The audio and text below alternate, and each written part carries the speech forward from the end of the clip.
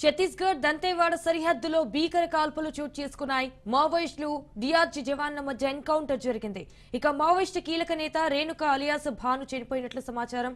రేణుకపై 26 లక్షల రూపాయల రివార్డు ఉందంటున్నారు అధికారులు.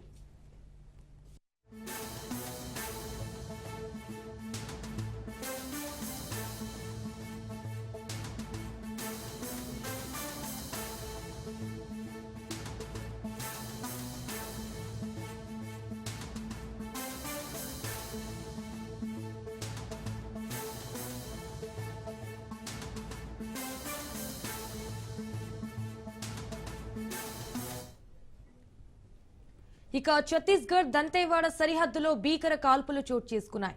మావోయిస్టులు డిఆర్జీ జవాన్ల మధ్య ఎన్కౌంటర్ జరిగింది. మావోయిస్టు కీలక నేత రేణుక అలియాస్ భాను చనిపోయినట్లు సమాచారం. ఇక రేణుకపై 26 లక్షల రూపాయల రివార్డు ఉందంటున్నారు అధికారులు.